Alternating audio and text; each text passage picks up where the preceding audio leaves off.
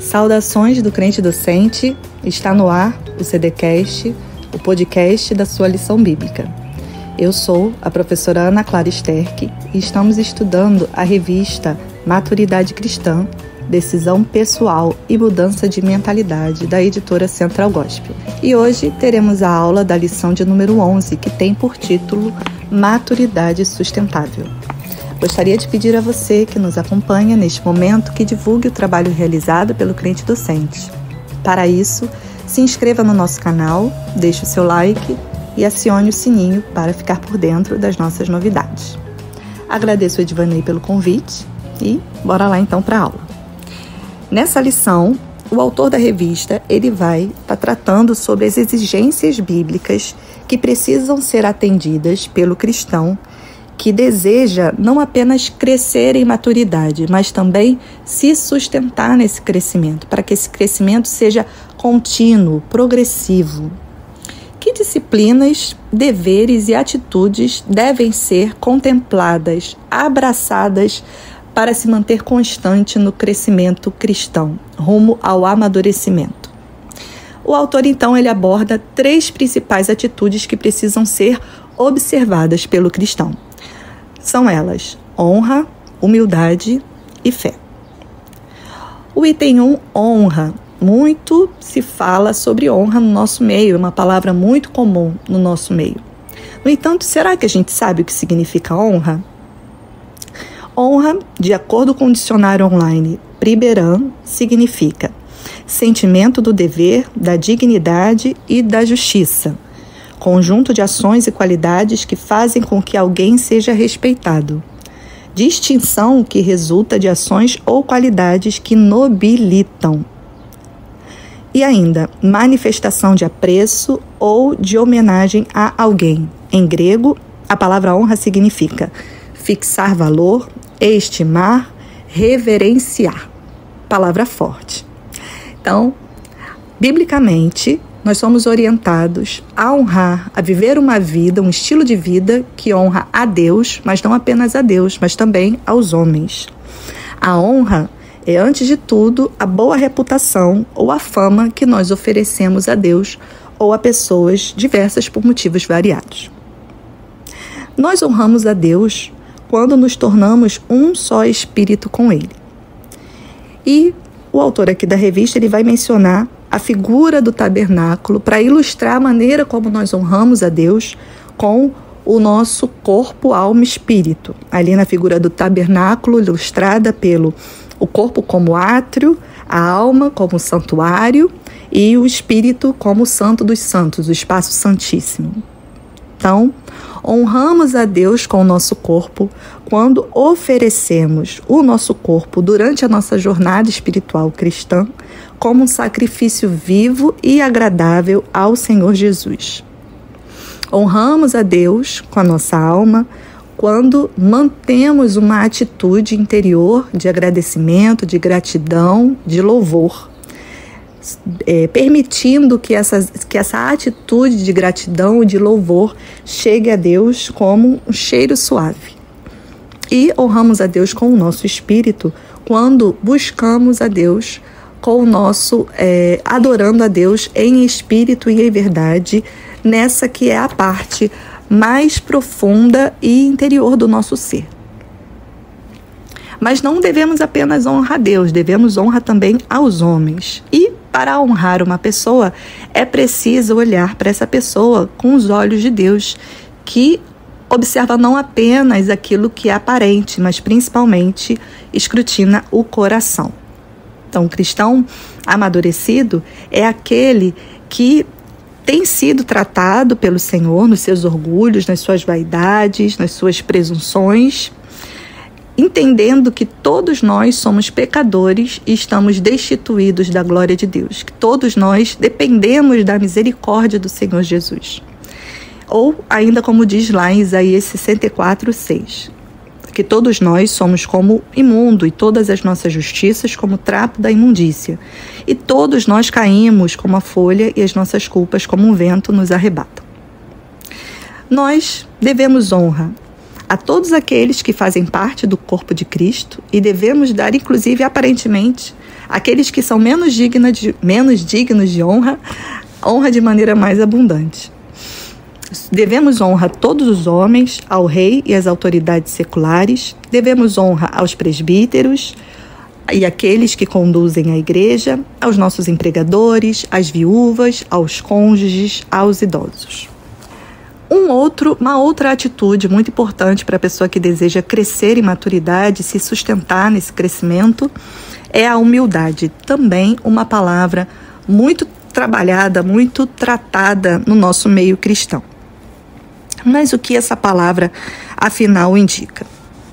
A palavra humildade significa capacidade de reconhecer os próprios erros, defeitos ou limitações, demonstração de respeito, submissão, ausência de luxo ou sofisticação. De acordo com Timothy Keller, no seu livro Ego Transformado, humildade não é pensar menos de si, mas pensar menos em si.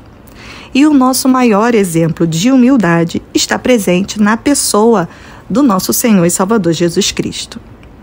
Jesus, em toda a sua trajetória terrena, revelou-se humilde, especialmente quando ele lava os pés dos discípulos, inclusive o de Judas, que era o seu traidor. Lava e enxuga esses pés.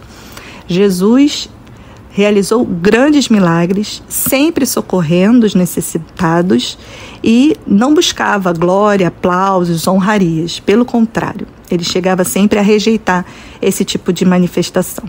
O Senhor Jesus, ele é quem nos convida a aprendermos com ele, a sermos mansos e humildes de coração para encontrarmos descanso para a nossa alma.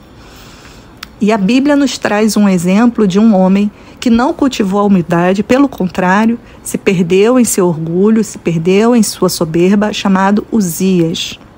Quem foi Uzias? Esse é o item 2.2 da lição. Então, Uzias foi um rei de Judá, do Reino do Sul. Ele foi um rei que começou a reinar com 16 anos de idade e ele prosperou e foi muito bem enquanto ele buscou a Deus. Mas em determinado momento, a Bíblia diz que quando ele cresceu, quando ele se tornou grande, ele se torna então soberbo, ele se torna arrogante, ele se torna orgulhoso. Por causa do poder, da glória, da grandeza e da prosperidade, Uzias se permitiu corromper pela soberba e dessa maneira ele acabou se exaltando, realizando atividades que na condição de rei ele não poderia realizar, apenas que eram exclusivas do sacerdote, de acordo com as ordenanças de Deus. Então ele peca contra a soberania de Deus, transgride suas ordens e acaba ferido de lepra e morrendo em consequência dessa lepra. Então, Uzias, ele se embriagou pelo poder e trocou a humildade pela exaltação pessoal. Que é importante nós mantermos esse exemplo em mente para que não nos deixemos corromper igualmente pela soberba. Então, a partir da experiência de Uzias, que atitudes humildes diante da exaltação humana nós devemos adotar para que a maturidade esteja sempre crescendo na nossa vida? Então, nós não devemos nunca buscar reconhecimento ou valorização pessoal. Precisamos valorizar as coisas simples, humildes e discretas e vencer a ansiedade e a inquietação, exercendo sempre o contentamento. E finalizando então esse trio de atitudes aqui descritas pelo autor da revista como indispensáveis para o crescimento na maturidade, temos então a fé. A fé é o ingrediente fundamental para a estabilização e sustentação da maturidade cristã, pois sem fé é impossível agradar a Deus. Nós devemos exercitar a fé, devemos vivê-la e devemos guardá-la para que possamos garantir a manutenção da nossa esperança, Afinal, o justo, ele vive pela fé. Não é possível fabricar fé, porque ela é um dom gratuito de Deus, como está lá em Efésios 2:8. E a alma que tem fé, ela é aquela que já abriu mão das razões visíveis e temporárias e deixa de lutar contra aquilo que é aparente e mensurável para se render ao absurdo de não saber. Nosso desafio, portanto, enquanto cristãos, é buscar sempre nos entregarmos às certezas daquilo que não vemos. A Bíblia traz vários exemplos de vidas que foram marcadas pela fé.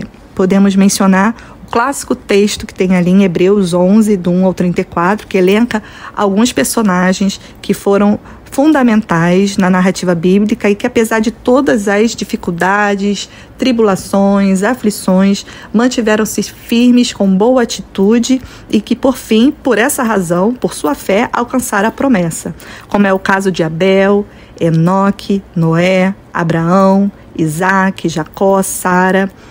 Como diz o versículo 13 de Hebreus 11, todos estes morreram na fé, sem terem recebido as promessas, mas, vendo-as de longe e crendo nelas, e abraçando-as, confessaram que eram estrangeiros e peregrinos na terra.